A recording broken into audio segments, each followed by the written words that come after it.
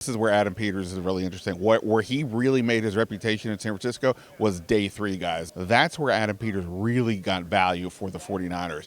If that starts to happen, at the moment, it didn't quite happen this year yet. We'll see how some guys like Jordan McGee develop. Then, all of a sudden, it goes to a whole other level. But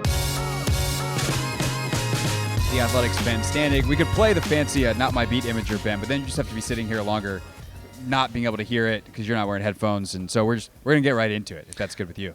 I got here Sunday. I'm not trying to act like I'm exhausted, like I've been running marathons, but I was basically too lazy to put the headphones on. That's kind of where I'm at right now. That is Indianapolis they on are Wednesday. Like right here, we give my Iron Star chat. It's like right there. I just couldn't do it. Yeah. Okay. Hold on. I'm gonna veer. We'll get to the things that Dan Quinn said and all that stuff in a second. But we're inside baseball combine talk for a second. I feel like next year, I want to come later in the week. Because I know it gets emptier from like this part of it, the media part of it, because all of the GM and head coach pressures are pushed earlier in the week. But the workouts don't even start until after most of the media leaves, and this year that includes me. My flight takes off 90 minutes after the first workout begins. Like, I actually want to stay and see some of that stuff and do that. Like, what? I guess really, Ben, if I'm going to ask you a question about this, why the hell do they do this way? What are we all doing? A question that many people in NFL media have asked themselves in Indianapolis. Well, the funny thing is, and I wrote about this a little bit earlier in the week about what am I watching for at the combine, and honestly, most of the story was about the veteran market. Right. It wasn't really about this. Now, of course, we're in a world where a year ago that would not have been the case. We were all about the quarterbacks, but this is kind of where free agency really kind of starts, or the trade market at least, right? And the draft. It's not that it is secondary, but the only thing that really I think matters for most of these teams is like the measurables. And, some of that does obviously factor in. The medicals are huge. The medicals and the talking, the interviews that they do. At least like for Dan Quinn, he doesn't know any of these guys for the most part, so they get that feeling. The on-field stuff. I mean, it's not that it doesn't matter. It's just I think it matters less. And I think also that they want to build out the week. They want you on Saturday to be in front of your television watching. I guess none of them are working out, but they want you to be watching, in theory, Cam Ward, Shedeur Sanders, and the receivers doing that. So I think that's why they push it back. But you're right. It is a lot of people we know have already left or are leaving later today. So, yeah, it's odd in that regard that the actual thing we think we're here for is the backdrop to what's actually happening. It's actually 2 events. Yeah. There's like NFL... Like, I don't know, the NFL spring break is the Super Bowl because that's there and that's zany and there's a bunch of other yahoos wandering around. This is more for the nerds. So it's whatever you want to call this portion of like the media stuff. And then there's the actual NFL combine. But in many ways, the NFL, publicly at least, the NFL combine hasn't actually started yet. Right. I mean, also like the agents are here. Like the Super Bowl, some of the league is there. Senior Bowl, some of the league is there. Here, more or less, somebody from all 32 teams is here. A couple teams have leave their bigger decision makers behind. But okay, almost everybody's here. The prospects are here. The agents are here. Some agents will be talking to all 32 teams about free agents and draft picks. So the business of football is happening all around us. We are not That's privy. What we should call it. The first part of the week is the NFL Business Summit. And the second part of the week, there's a scouting combine. Right. There. So we can be careful, though. If the NFL gets word of that, they'll somehow monetize the NFL Business Summit. Hey, Roger, give me my cut. All right. As for the Business Summit, and that includes a press conference, if you JP is just interrupting in the middle of the show like I don't have tremendous ADD. Somebody was yelling right over our heads. There's a lot going on here. Welcome to the zoo. No respect for this radio show. Again, I don't know if you saw this. Our Audacity sign. No respect for the show. They didn't spell our company name right. That's the product I use for my podcast. Like when I have to produce it, I use Audacity. Yeah, we got to get you Adobe Audition. Upgrade to the. Somebody wants to pay for it. I take the free. I get the free version off the internet. Dan Quinn today. The biggest news that he makes, to the extent that this is news, is being non-committal, more so on Brandon Coleman than Mikey Sainristil, but both of them saying we have fresh eyes. Sainristil, hey, he could play inside outside. Okay, well he did that last year. For him to say Coleman is not definitively we're shutting it down, he's our left tackle, done. Is that surprising to you? Not surprising to you? Significant? Insignificant? So, in full context, in talking when we talked about Adam Peters and Dan Quinn, I don't know that they gave much of a direct answer to anything. Adam Peters admitted that John Allen was granted a request for a trade because we already had, but that was already out there. Other than that, neither one of them really said anything very specific. But I did ask both of them about Coleman because to me, we could talk about the offensive line all day we want, but who's playing where? You could tell me that they're going to have once Sam Cosmi's back, all 5 starters back in their positions, and I wouldn't be like, well, that's insane, but you want to... Doesn't seem like optimal, but not insane. They did make the NFC Championship game with that offensive line, and the quarterback was still a rookie. What happens when he's got a year of experience under his belt? Right. I mean, and Wiley, look, I mean, Wiley technically didn't give up a sack according to PFF, and like his money... If you want to go out and get a tackle, cool. It's going to be a lot of money on the free agent market. $10 million for a tackle is not that bad of a price. Right. But what gets interesting is like if Coleman, some people thought pre-draft he was more of a guard. If you were to move him inside and say draft a tackle, in my 10-point plan for the Commanders, I had them signing Alaric Jackson, the Rams left tackle the last couple of years. He's only 27, so it's still a younger guy. Now all of a sudden you'd have a couple of younger guys. You could draft one. But the point is, where is Coleman? There was some promise. I mean, he's obviously a huge dude. You see the athleticism. He also gave up 10 sacks. It felt like a lot of times last year when Jaden Daniels was getting pressured quickly, it seemed to be coming from the left side.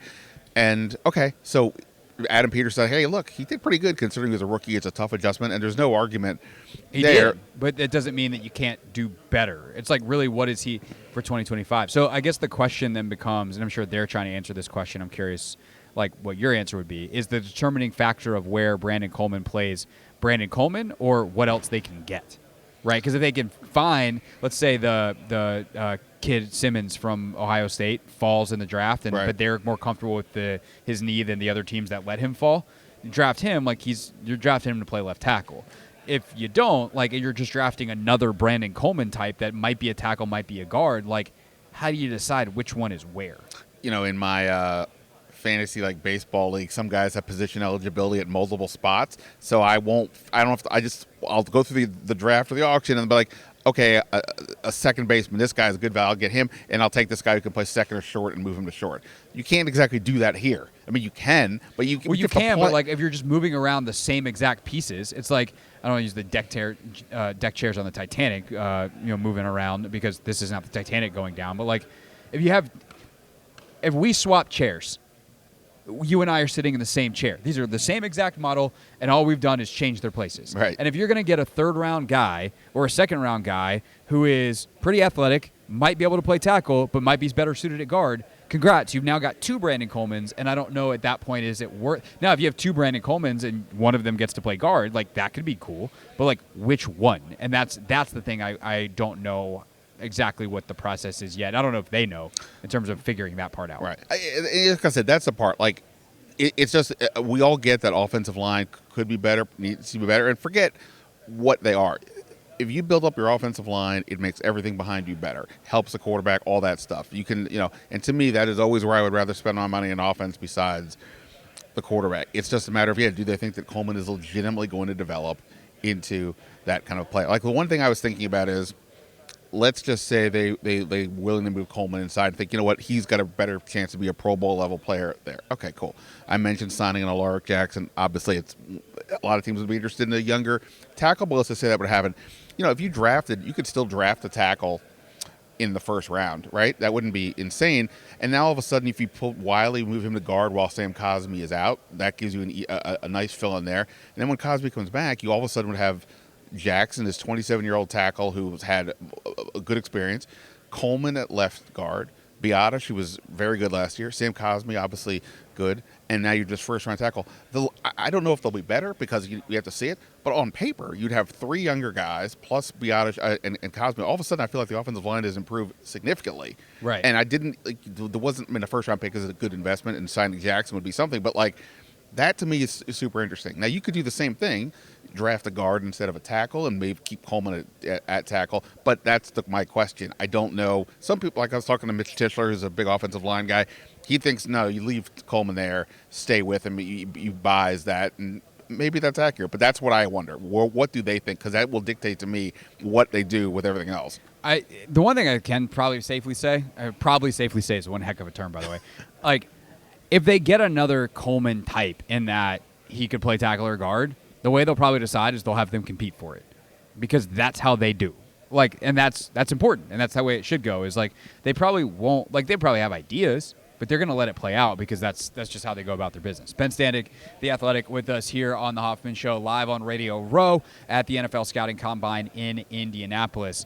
If you had to bet a small amount of your own money on where they spend big money, or I would say the most money, where do you think that this $100 million post John Allen trade or cut goes this offseason? So we're talking just external or things like Terry McLaurin No, extension? if it's all internal / bringing guys back, that now all of a sudden Bobby costs a little more, Zach costs a little more, you extend Terry, and that's your biggest chunk, then I guess they'll try to go bargain bin shopping again. But like, I was thinking less specific to guys, more specific to positions. Gotcha. I think the defensive line has got to be where they go. Like I said, I'm not saying they shouldn't upgrade on the offensive line, but again, you could bring the same group back and be like, okay, like you said, Coleman gets better over the course of the year, James better, things like that. Defensive line right now, they're moving on from John Allen. Dorrance Armstrong was fine last year, but I think, look, he was more of a role player with Dallas, and sometimes less is more. It was some of these guys, you see that a lot in the NBA. Some guys are good for 15 minutes, not good for 30 minutes. Right, you get exposed. It's too much. And Armstrong was fine, but, you need something more across from him. They're letting Allen go. Cool. They have no backup tackles right now, right? You have Payne and Newton. That even if those two guys played 70% of the snaps, they're 60% then still there. So they still need that too. So between those two situations, it just feels like that to me is where they have to go. Because even if you bring back your Dante Fowlers, your Cleveland Farrells, that's not enough. So I just feels like the defensive line, not only, and plus, look, they were 30th against the run. Yes. They did, Fowler and Luvu gave them some good pass rush, but it was overall somebody consistent. And Fowler, look, they got more at him you could have imagined, but I don't think he's a realistic two-way guy for them. He only played. He played less. He can be a situational pass rusher. Great. Yeah.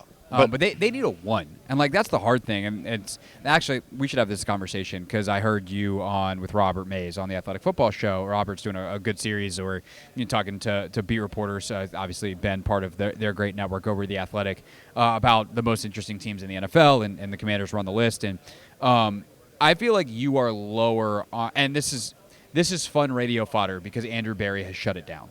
The Browns GM has said we are not trading Myles Garrett, but eventually they might trade Myles Garrett because Myles Garrett also seems like he is very serious about never wanting to play for the Cleveland Browns again. And eventually those two guys that are telling themselves and the world the truth right now, those two realities are going to eventually butt heads. So you seem like you are lower on the prospects of Garrett than certainly I am.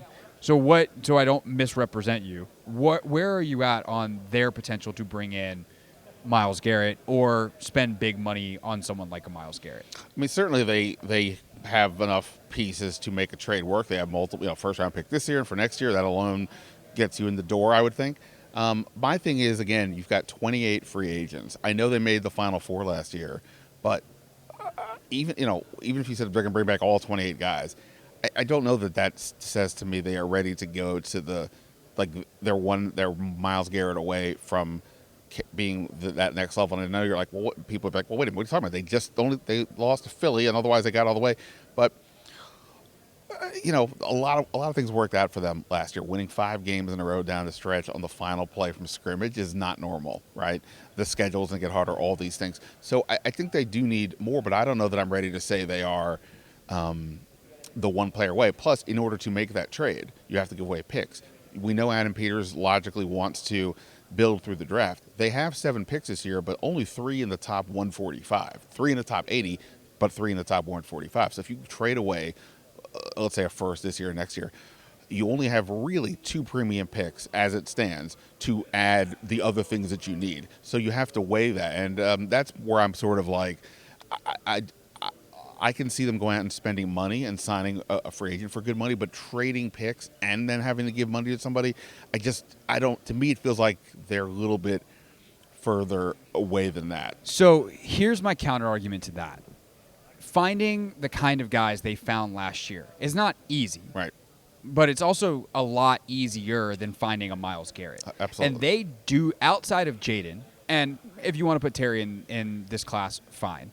They don't have blue chip guys. Right. That is actually the difference between them and the Eagles, is the Eagles have blue chippers all over the freaking place. It's disgusting how well they've drafted. And part of that is they've taken, they missed on some guys? Sure, but they haven't really missed on their first-round picks and second-round picks in a couple of years. And they've made some smart trades down to make sure, and when they've traded up, like Cooper DeJean was obviously a big deal, and the Commanders on the other side of that trade and did fine on their end of it. But, like, they haven't missed at the top, and they've got enough picks late that they also hit a couple extra swings. For Washington, I don't know how they necessarily get those blue chip guys, because now you're stuck in the bottom of the round, and sure, maybe you can get it. But like when Philly got Jalen Carter, they were up, like 11, something like that. They had their one down year, and they made the most of it by getting Jalen Carter. Right. Some of these other guys they've gotten have been kind of more in the middle. Washington is probably going to be picking in the 20s for the foreseeable future. So how are you planning on getting the thing that you're missing? And to me, that's why Myles Garrett, even for 2 firsts, I'm in on that, especially if I think 1 first is going to be 29 and the 2nd first is hopefully going to be 32 next year, or at the very least 31. Look, I can't argue against anything you said. He's obviously I did it. I won the argument. But well, I mean, I said, look, he's going to be better than anybody else you could get at that spot. It's a core position. You definitely need that. That was easily their biggest weakness. I mean, they weren't the only team to give up a bazillion yards to Saquon Barkley, but every single game he got them. And if Detroit hadn't stopped giving Jahmyr Gibbs the ball, the same thing was happening in that game. So they obviously need that. There's no argument. Like I said, it's just that's what's so weird about this situation. Under normal circumstances, we wouldn't even be debating this. They would be building through the draft again, but they went so much further. And they might have I think they have the best quarterback in the conference. I agree. Which is also a game changer. And so I guess, like, in some ways the question then becomes, on this theological argument that we're having, football theology with Hoffman and Standig here on the Team 980. How different is Garrett minus 2 1s versus Josh Sweat at $23 million a year, or whatever he's going to cost? And like, that's the calculation you have to make. And if they think Josh Sweat can be a blue chip type of guy in their system, okay, well, maybe that's a different conversation. But I think the difference between Josh Sweat and Myles Garrett is pretty significant. And that's not to say Josh Sweat's not better than everything that they have right now. It's just Myles Garrett's Myles Garrett. Right. Like I said, I think, like you mentioned, Philly, and I think that's the point of their whole season that it was discussed and yet overlooked at the same time. They nail their draft year over year over year. And because of that, they constantly have guys on rookie deals, not just a quarterback, but a bunch of different guys. So they always have cheaper talent, and then you can go out and make those moves. They traded for A.J. Brown a couple years ago. Which, by the way, if you can do something like that where it's a 1-for-1 swap, that is a huge key. The Eagles went 1-for-1, 1 draft pick, middle of the first round for A.J. Brown. If you can trade 29 for a guy that's A.J. Brown caliber, obviously, you do that in a heartbeat. Right. But so, like, if you made the trade for Myles Garrett and you give up first this year or next year, again, they've only had the 1 draft. This year, you only have the 2nd and the 3rd. Then it's, most of the picks are later in round 1. So as it stands, you're not going to build up that pipeline. It's unfortunate for this group, as we know, that draft picks between Daron Payne and Jaden Daniels are gone.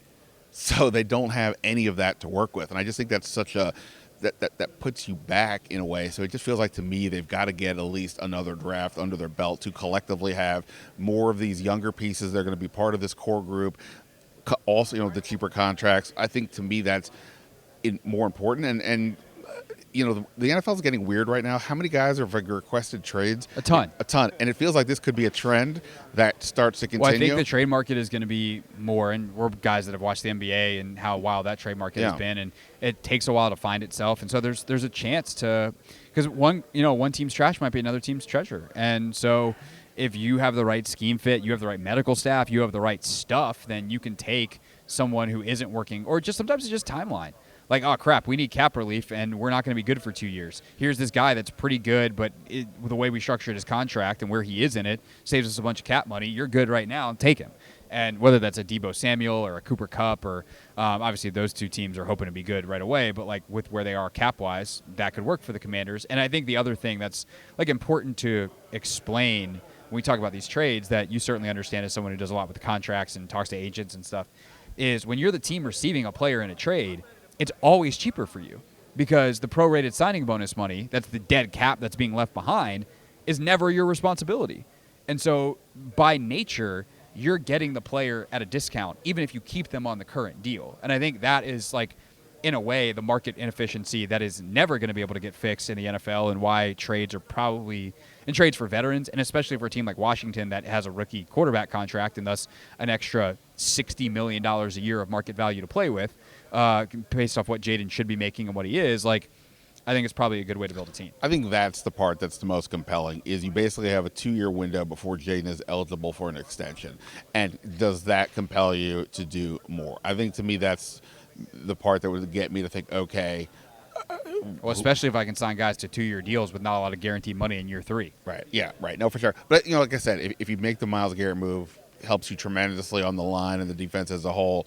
You give up that first-round pick, and now maybe there's enough move, again, if you're going to give Terry an extension, which I think is going to happen, then you're probably doing a little bit less in free agency, versus if they kind of do what they did last year in terms of signing like a Luvu, a Biotish, so on, but sign more of them, sign better players. Then now you're spreading Josh Sweats of the world, that caliber. Yeah, I mean, like if Cooper Kupp becomes a free agent, or there's other receivers in that range, and that's the thing, like they as it stands, they need everything other than the quarterback, and that's the part that's so tricky. If they had more guys, if they hadn't just last year signed everybody to a 1-year contract, which was smart to do for that scenario, then we'd have a better feel for who they are and what they are.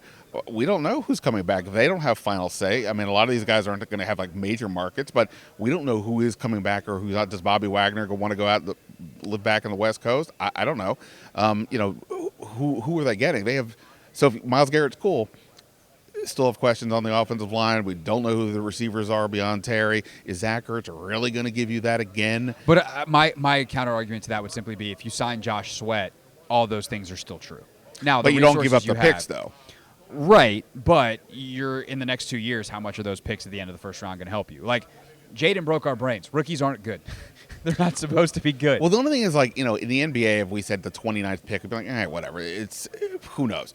The NFL, you're talking about a starter at one of many positions. Sure. Even that's the thing with NFL. On day 3, people tend to look down on them. Where do you think? Forget the special teams guys. Like, where do you think the left guard comes from? Where do you think the library? So, like, all these guys, all those spots will help you. So that, again, like, that's the part. And this goes back to the Brandon Coleman thing. If they look at that guy and say, dude, we're good. Yeah. Okay, well, then that can start to change the calculus. Now you feel like you've already got a core piece there. Now going to get a Myles Garrett might be a little bit different. But if you're uncertain what you exactly have beyond Jaden and a couple other guys, then I don't know if you're one player away. For sure. And here's the last thing I'll say to kind of wrap up this conversation, is then what it does is it takes away your margin for error. If you trade 2 1s or whatever for Myles, or you even trade, let's say just for the sake of this conversation, you traded your first 2 picks this year for Myles Garrett. Now you're down to 5. If you nail 4 of the 5, then it doesn't matter. It's just that's not how the draft works. The draft, typically, you want the most swings possible, and what you do is you shrink down your margin of error. Now, you can make that up by trading back in other rounds, et cetera, but that's a much higher tightrope to walk. And just to go on that, this is where Adam Peters is really interesting. Where he really made his reputation in San Francisco was day 3 guys. Right. One guy's a free agent, Hufanga, the safety. Yep. To me, look, if Jeremy Chin were to move on, would be somebody to look at. That's where Adam Peters really got value for the 49ers. If that starts to happen, at the moment, it didn't quite happen this year yet. We'll see how some guys like Jordan McGee develop. Then all of a sudden it goes to a whole other level. But you can't. I'm not going to assume that a 5th-round pick is going to turn into an All-Pro the way Hufanga did. Right, and Adam we trust, but within reason. The man is human. Ben Standig, you can read his work in The Athletic. You can also check out the Last Man Standing podcast. Ben, appreciate your time, sir. Thank you. Thanks, man. This is the Hoffman Show on the T980 and the Odyssey app.